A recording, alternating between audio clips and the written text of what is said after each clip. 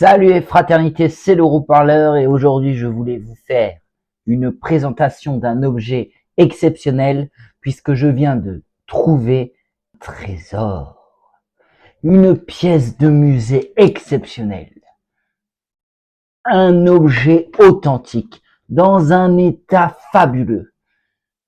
Je vais vous parler d'un ordinateur, mais un ordinateur qui date de 1996. Quand on se dit 1996, c'est pas si vieux, à quelques années près, c'est mon année de naissance. Mais en réalité, quand on voit le bond qui a été fait dans la technologie, je peux vous dire que ce genre de trésor, on le mérite de nous faire rendre compte à quel point l'informatique a fait énormément de progrès. Et voici le merveilleux, l'incroyable, l'authentique Toshiba, un ordinateur portable de la série Satellite Pro, le modèle 400 CDT. Voilà ce qui faisait le pointeur. C'est fou, hein? Le bond dans le temps qu'on a fait quand même. Alors, en même temps qu'il est ouvert, vous pouvez voir comme il est en parfait état. D'un lecteur de CD-ROM, 8 vitesses, un port VGA externe, un port parallèle qui permettait notamment de connecter les scanners et imprimantes. Oui, parce que, petite info, faut savoir qu'à l'époque, chaque périphérique avait sa fonction, c'est-à-dire qu'un scanner, c'était un scanner, une imprimante était une imprimante. On dira ce qu'on veut, mais bien souvent, on était quand même beaucoup moins bien embêtés. Le très gros avantage de cet ordinateur, à l'arrière, on découvre quoi? L'alimentation. Vous reconnaissez? Parce que combien d'ordinateurs ont leur chargeur spécifique? Là, il devait coûter une blague à l'époque, puisqu'en fait, le bloc d'alimentation est intégré à l'ordinateur. Donc ça, c'est plutôt pas mal. C'est plutôt pas mal, à mon sens. Pourquoi? Parce que bien souvent, les gens, quand ils retombent sur ce genre de trésor, ils font pas gaffe à la tension électrique de leur chargeur. Ils se disent, pof, ça rentre dans le trou, donc c'est très bien. Je parle du trou de la connectique. Bon, donc ça rentre dans le trou, ça s'allume, c'est très bien, mais non, parce que bien souvent, soit la tension est insuffisante, soit il est trop puissant en domaine de watts et ça provoque de très gros problèmes. Bien, le mieux quand même, c'est que je vous le montre et que je vous le mette en route. Alors, on met le fil vert sur le bouton vert et le fil rouge, c'est un bouton rouge. Et regardez, c'est merveilleux, c'est magnifique. On a déjà une jolie lumière qui nous indique comme quoi que l'ordinateur est sous tension. Je le trouve vraiment de toute beauté. Ce gris, il est magnifique. Alors, il a quand même une certaine épaisseur et il fait son poids, mon cochon. On n'est pas très loin de la machine à écrire. Mais je peux vous dire, mine de rien, on en rigole maintenant, c'est quand même pas rien comme ordinateur. À l'époque, ça coûtait une véritable fortune. Surtout que, petite anecdote pour ceux qui ne savent pas, là vous voyez la mention indiquée Satellite Pro 400 CDT. Le CDT voulait dire, en gros, que nous avions un écran à matricité active. Car autrement, c'était un écran mais à matricité passive. Et là, je peux vous dire que dans ce cas-là, valait mieux pas se servir de l'ordinateur quand il y avait du soleil. En fait, il fallait tout éteindre autour de soi pour avoir un semblant de luminosité. Bon, assez de trêve de bavardage, il est temps de faire démarrer la bête. Alors, pour que vous partagiez tout de l'époque, je vais mettre le micro à l'entrée du boomer. De boomer, pour info. Moi, j'appelle ça comme ça. Ça a d'autres noms. Vous regardez sur Internet, il y en a plusieurs. C'est le codage informatique. D'ailleurs, petite astuce pour ceux qui montent un ordinateur, investissez dans un boomer. Vous le branchez sur votre carte mère et il va vous permettre avec différents bips, parce que on se dit que oui, c'est qu'à l'époque, on allumait les ordis et ça faisait bip, un bip, tout allait bien, deux bips, ça allait plus, et six bips, n'en parlons plus. Mais il faut savoir que tout ça, ce sont des codages informatiques. En règle générale, un bip, tout va bien, deux bips, rien ne va plus. Non. Je débloque en un sens. Souvent, deux bips, il y a un conflit avec l'un des périphériques. Trois bips, il nous informe d'une erreur, c'est-à-dire il n'y a pas de système d'écriture tel qu'un disque dur ou le lecteur de disquette du coup pour cet ordinateur parce qu'il est très dominant. Et souvent, par exemple, 4 bips, ça peut être un conflit avec la mémoire, 6 bips, un conflit avec la carte graphique, et je peux vous certifier, moi, qui monte assez régulièrement des ordinateurs, que c'est tout à fait d'actualité, et ça va vous permettre de diagnostiquer tout un tas de pannes. Vous voyez, je divague encore. Bon, allez, on l'allume le petit pépère. En avant, Simone, ça va décanter.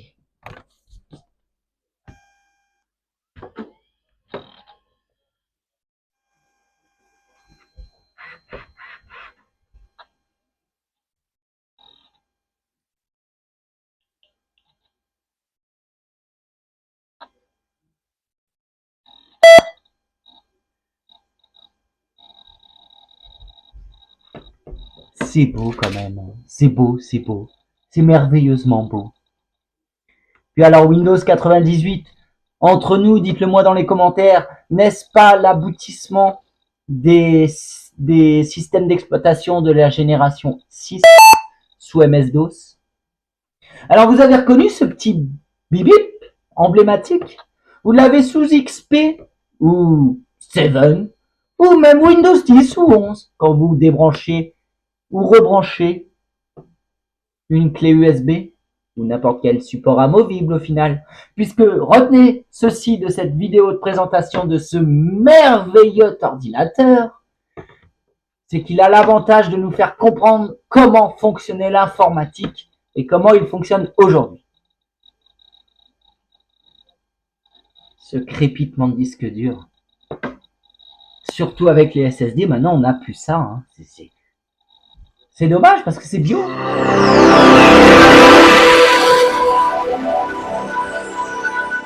Vous nous direz dans les commentaires, mais alors je trouve que le bruit de mise à l'ouverture de Windows 98 est bien un des meilleurs bruits juste après Windows XP pour l'ouverture de Windows.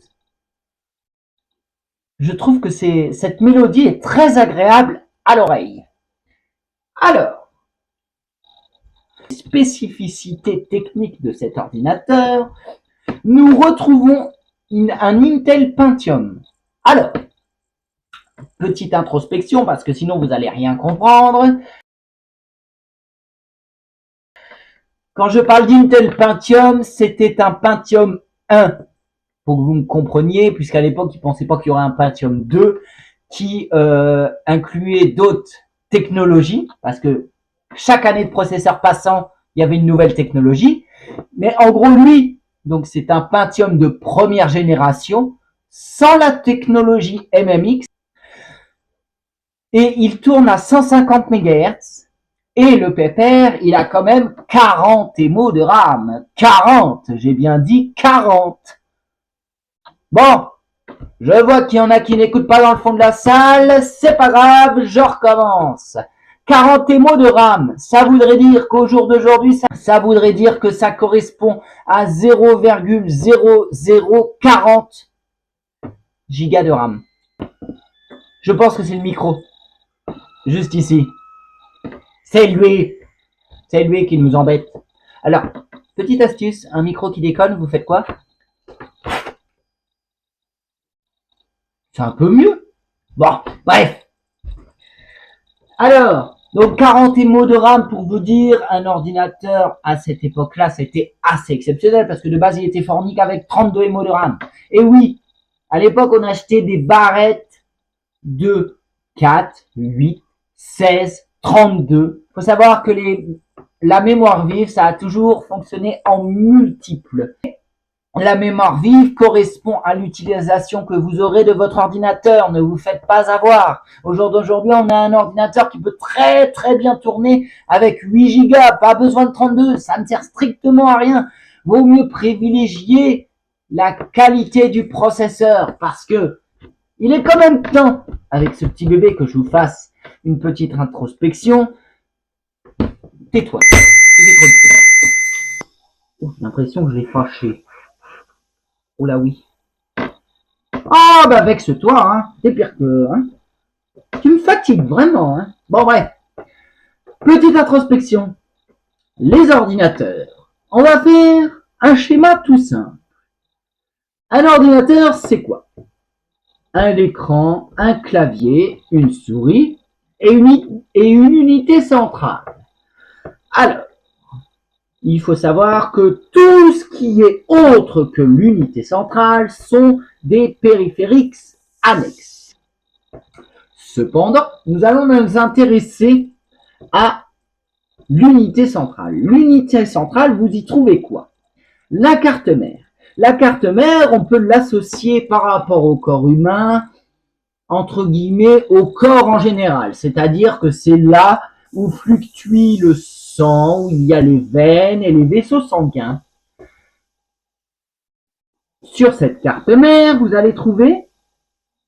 Tu fais des drôles de bruit, toi, quand même.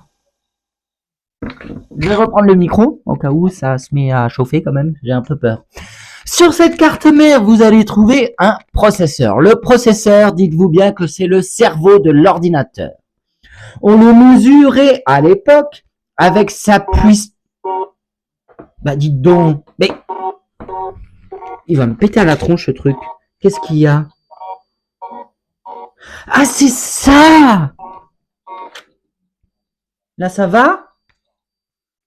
Tu me le dis si on me dérange, hein? Ah, ça suffit, dis donc! Non, mais dis donc!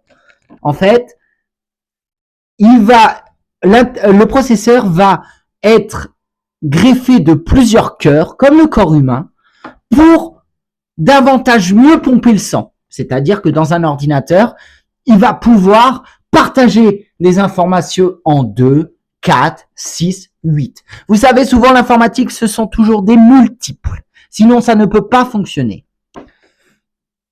En comparaison, nous avons ici un Pentium 150 MHz. C'est-à-dire qu'il a une puissance maximale cadencée à 150 MHz. En comparaison, au jour d'aujourd'hui, on va vous dire, si je prends un ordinateur portable, ça sera plus simple, j'ai un Ryzen 3 avec une fréquence base de 2,8 GHz et en turbo boost 3,2 GHz. Alors ça veut dire ces gigahertz, en gros, en comparaison de cette bécane là, ça veut dire 2800 MHz, 3200 MHz. Cependant, là où il y a eu un gros bond, et là on partirait sur l'époque des Pentium à la génération des Pentium 4, où c'est qu'on arrivait à avoir des fréquences équivalentes, parce qu'on parle bien de fréquences, où on trouvait des Pentium 4 à 3, 3,5, 4 GHz, et c'est monté plus. Mais ensuite est venu l'avènement des doubles cœurs. Les doubles cœurs, donc comme je vous le disais précédemment, c'est-à-dire que vous avez un processeur divisé en deux. Un ordinateur, quand vous l'allumez, bien souvent, vous aurez simplement un écran noir avec indiqué Not Operating System Found, ce qui veut dire, grosso merdo, en français, pas de système d'exploitation installé. Ce merveilleux petit coco possède une mémoire de 1,6 giga.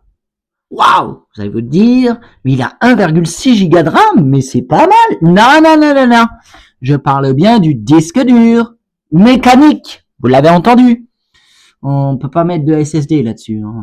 Enfin, théoriquement, ça pourrait être l'objet d'une autre vidéo. On pourrait, via un adaptateur IDE SATA 2.5 bien sûr, qui pourrait lire le SSD, mais j'ai peur que la vitesse de lecture et d'écriture ne soit pas comprise par le processeur.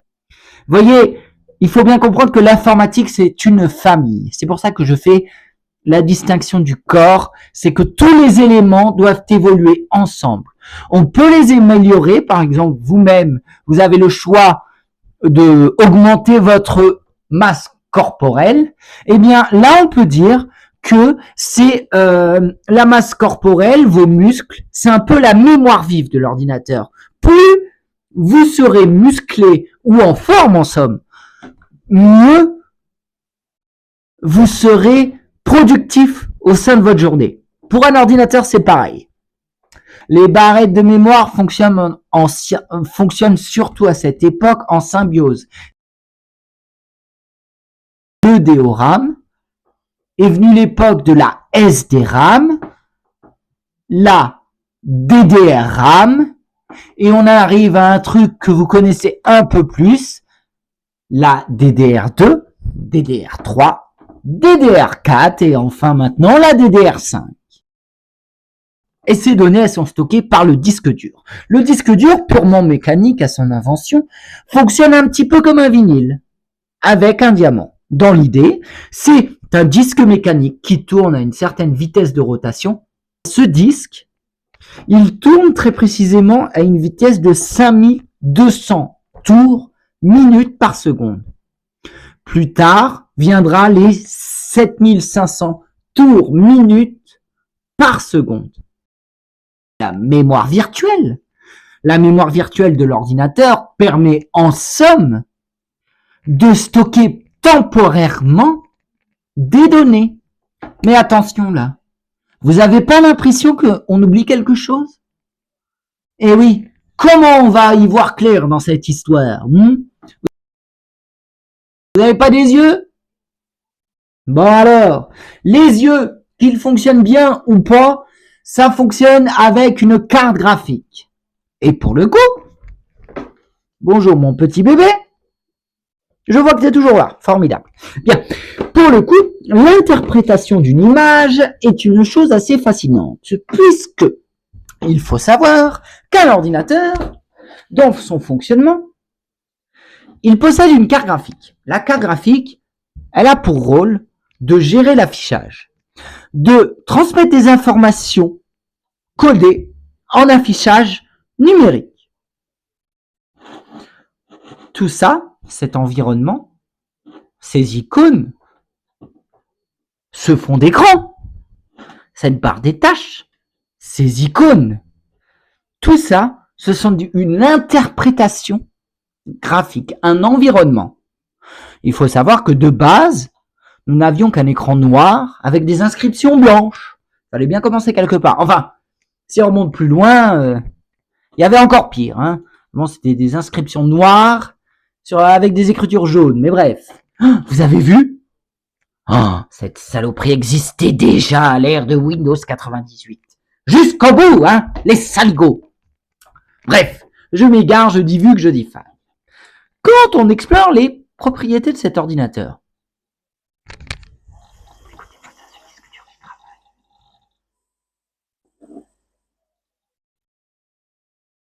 nous avons un écran inconnu. Alors bon, je vous mets au défi de trouver des pilotes qui datent de 1996, c'est pas toujours simple. Mais nous avons donc un environnement graphique. Qu'est-ce qu'on nous dit? Que c'est un écran inconnu sur... Ah, là c'est intéressant. Chiptech Accelerator. Alors ça, en gros, c'est la carte graphique. Et elle, on se rend compte, alors ça va vous faire rire, hein, qu'elle a une puissance, une mémoire de 1 ébo. Il va m'exploser dans la tronche, ce machin, tout à l'heure, ça va pas être long. Alors, on va se dépêcher parce que sinon, s'il te plaît, ne repose pas en paix tout de suite. Eh ben, tu vois, c'est le matériel, je vous assure, il faut leur parler avec doigté. Si on les brusque, ça ne va pas du tout. Bref, il nous dit quoi? Il nous dit donc comment il s'appelle, le nom de sa famille, etc. Bref, on s'en fiche un peu. Par contre, on nous dit une chose intéressante. Là, vous voyez ce qui est écrit ici? Un émo. Oh mon Dieu. Un émo, vous vous rendez compte? Un émo, en gros, pour vous dire, à l'heure d'aujourd'hui, on regarde les cartes graphiques en fonction de leur puissance. Alors là, c'est pas indiqué, mais rassurez-vous, ça doit pas être fou. Hein. Mais bref, de leur puissance et de leur mémoire. Souvent, on nous dit, il faut cette famille de cartes graphiques. Maintenant, on parle de cartes graphiques AMD, Radeon 6500 XT, mettons, donc la série 6000, ou les Nvidia série 3000, 3500, 3070, etc., qui ont en moyenne 4, 6, 8, 12 gigas de mémoire. Et voyez encore des multiples. Mais là, si vous faites la conversion, ça veut dire quoi? Ça veut dire que si je mettrais une carte graphique, mettons une RX 6400 avec 4 gigas de mémoire, il y aurait écrit combien d'émos? Eh bien 4000. 4000 émos de mémoire vidéo. Oh bah là, il serait fou, hein. Puisque ce qui ralentit l'ordinateur, c'est deux choses. Le processeur et la carte graphique. C'est ça qui le fait ramer. L'environnement graphique. Et pourtant, il est des plus basiques. Et vous avez vu une chose assez drôle, parce que je vous ai montré vaguement Windows 98. Mais regardez à cette époque. Regardez-moi ça, là. Oui, ça, ce petit A. On peut remarquer le délai de traitement. Waouh! Vous le voyez écrit, là. Avast était déjà là. Eh, on dira ce qu'on veut, mais ils ont roulé leur bust chez Avast, hein. Bref, je divague, je régresse, je me disperse.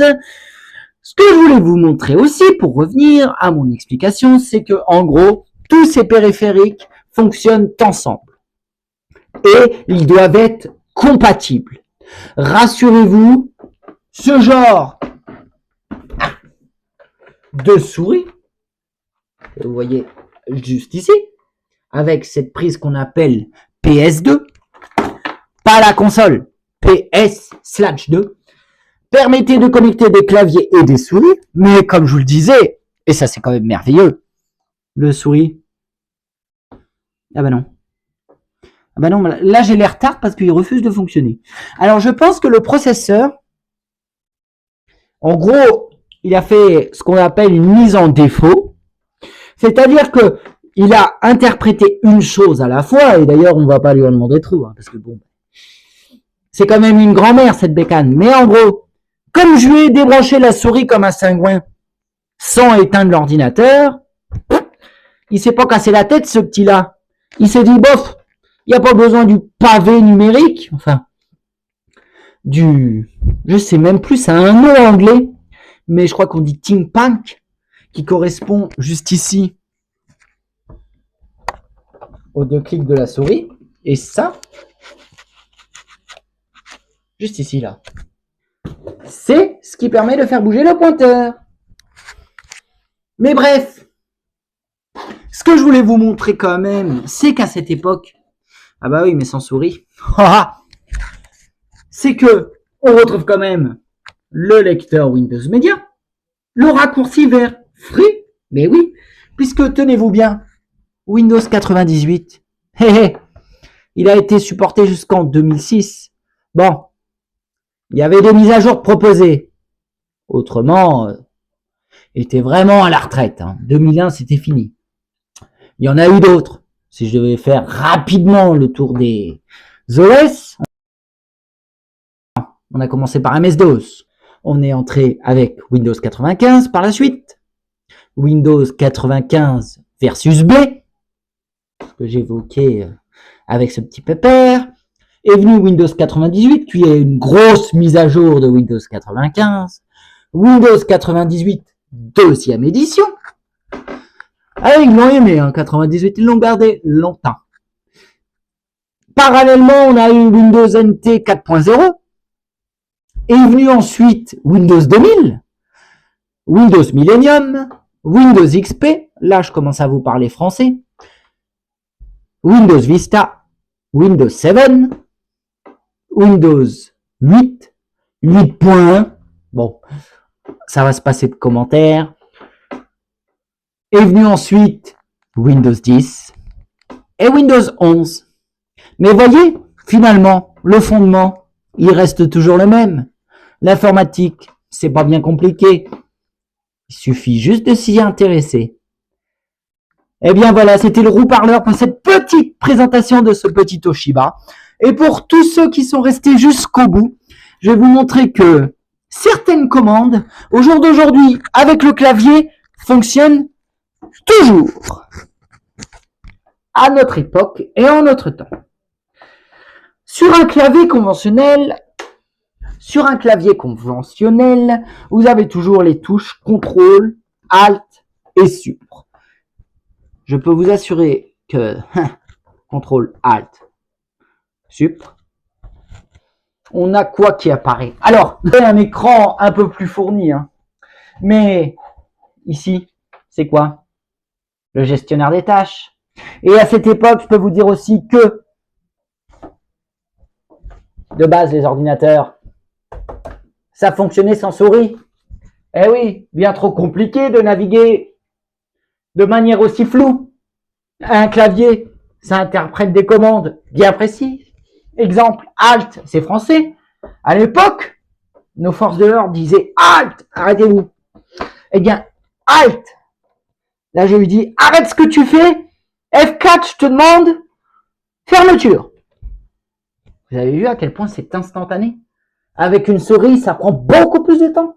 L'ordinateur ne comprend pas. Donc, petite astuce du roux-parleur pour ceux qui sont restés jusqu'au bout.